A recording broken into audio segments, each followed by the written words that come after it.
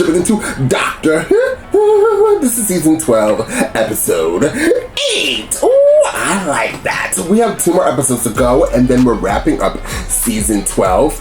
I'm really excited to be getting into this, guys. I'm like, for some odd reason, I'm excited to get over season 12 and get into season 13, and I'm not really sure why. Like, I'm like super excited to get into season 13.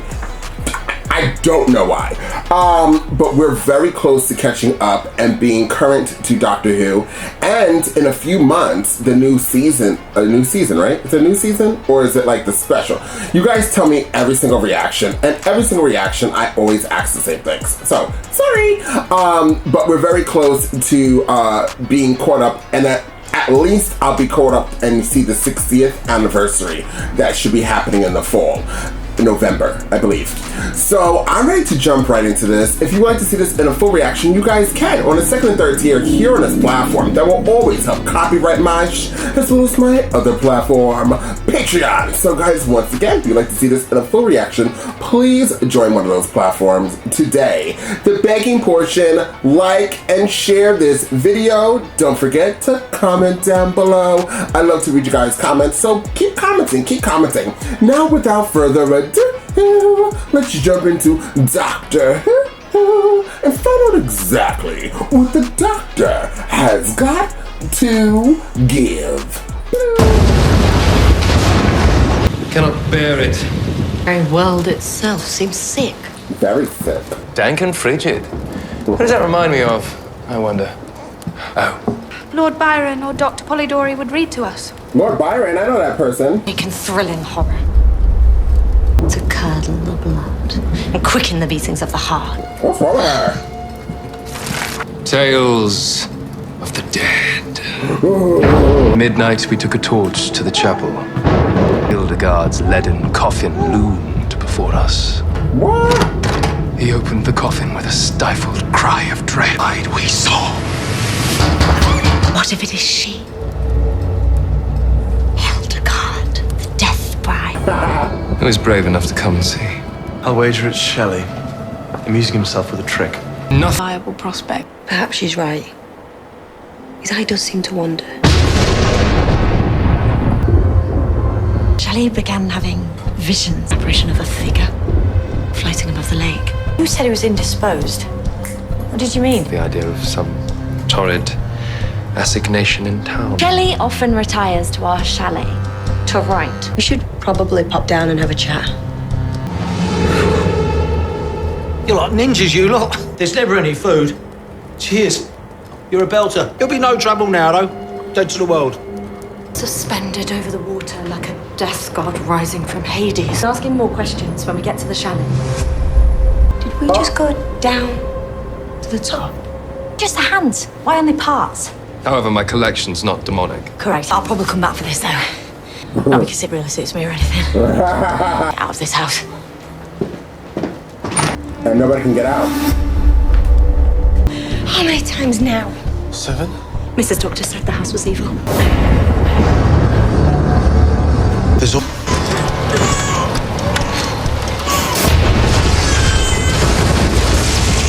You're going nowhere, pal.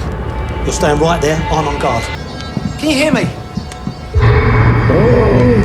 The same chamber.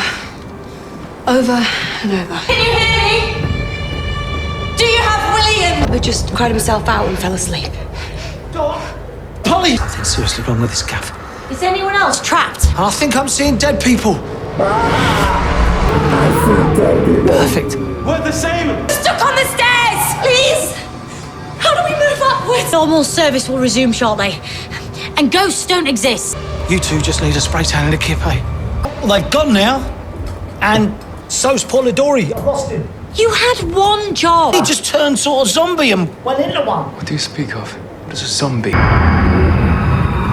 Mrs. Doctor! Really, just Doctor is fine. How would it reanimate a couple of stiffs just to bring the Asana? EDIs. Made the room go Arctic. Where did them two fit in? I'm not sure they did. Ghosts don't exist, right? Unless they do. Listen, you don't need to come with me. Yeah? Wherever you think's a good place to start. Death, a chaos of hard clay. As they dropped, They slept on the abyss without a surge, withered in the stagnant air, and the clouds perished. Darkness had no need of aid from them. She was the universe. I loved this episode. So my energy was there, but if you want me to be really honest, behind the scenes, I injured my knee. And so I was in excruciating pain while watching the show. But I held it together, guys. I did very well. I enjoyed this episode. I think it was a 9.5. I liked all the characters. Side note before I forget, the outfits at the end of the characters who were reading was spot on. I loved the colors. I loved the outfits. So sad the butler died. So sad that lady died. When the baby was crying, that maid lady should have just covered the child's mouth. And I would have been like, sure. But she was just like, yeah, keep crying. There's something coming. It's gonna kill me. Keep crying. So she's dead. She won't be in Doctor Who season 13. But the Cybermen are back. This is a very different Cybermen that I know of. Even the Cyber Lady that was in Torchwood, I guess if you give a comparison, the Cyber Lady and this Cyberman are kind of similar, where they could actually have a conversation. Cybermen don't really talk, right? They like say the same thing. They're kind of like Daleks, right? Am I right? Am I wrong? I don't know. But this guy was like really, like he had feelings too. He mentioned some feelings. I actually really do like this version of the Cyberman up to date.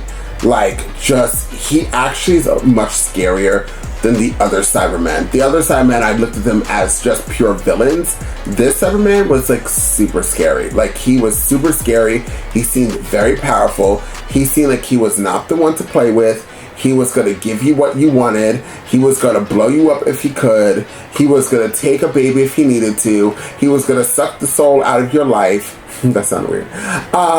Yeah, he was giving me Anakin Skywalker when he battled Ashoka and his face got sliced off. If you don't know Star Wars, you're welcome. Yeah, this was once again a 9.5. I love the music. Let's talk about the character that I dislike the most of the episode. Ryan,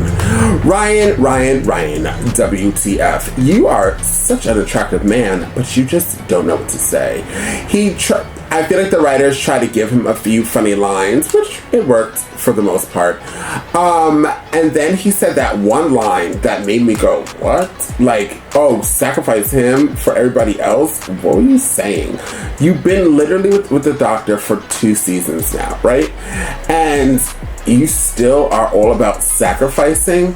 That just leads me to further think that there is no hope for humanity, because if a human could go in space and time and see all of what Ryan saw, but at the end of the day still think as a human, as in sacrifice this one person for the lives of everybody else, instead of finding an alternative way, which is what the Doctor does, and solve one problem to solve other problems, a world problem, then there is really no hope for humanity. It's really like the best man win. And that's just not what the Doctor is. The Doctor is all about saving everyone, not sacrificing anyone. And I could be wrong. Maybe somebody will contradict me, but I think I'm completely right at this. So what he said really startled me. It baffled my mind. But you know what? You know, that it snapped me back into being like, yeah, what I like is like all these characters are flawed. Even the Doctor, okay, they're flawed. I don't dislike Ryan, actually. I take that back. I don't dislike him. I just want him to leave. I want him to leave the show. But I don't dislike Ryan. But they're all flawed. Everybody's flawed. Every single person is flawed. The Doctor's flawed because the Doctor always lies, right? Not always, but the Doctor lies. And when push comes to shove, what we've seen of this type of Doctor, Jodie's Doctor, is she does some things that you're like, what? And Ryan is flawed. I don't know. I'm just very team Yaz. I don't think, what did Yaz do? But anyways, I really did like this episode. In 1816, I recognized the name of these characters right away. I was kind of these names. I don't know where I heard them from, but I heard them from somewhere, and it wasn't from school. So I was really excited to get into that. It was interesting about the whole Frankenstein thing. I thought the creepy vibes was really good. I liked it. I think that was like a 10. And coming right off of the movie Insidious and then jumping into this, it just kind of like flows, which is super creepy. That like, this is the type of episode it is after I just watched that freaking crazy ass movie. So this would be rated a 9.5. Something just like flew in my eye, per usual. There's always something that happens when I film my motorcycles, loud cars, and things going in my eyeballs. 9.5. I loved it, and I love the Cybermen, and I believe that we're going to be going on another part. Somebody commented and said this is like a 3-parter, but this is not a. I don't consider this even a 2-parter. Or I think they all just connect, but they're their own stories. That's what it feels like. It doesn't seem like there's a, you get what I'm saying. Guys, please check out my store. The link is down below. My Discord link is down below. My Instagram link is down below. Hit me up on one of those links. Check out the store, see if you like any merchandise. If you do, buy it. And I also will be dropping free merch for for Patreon members as well as channel members, and sometimes I'll be doing it for everybody. It will go, the links will go very, very quickly. So just stay up looking at the community post, hit that bell notification. Thank you guys so much for being here, and I'll see you guys next time with more Doctor Who.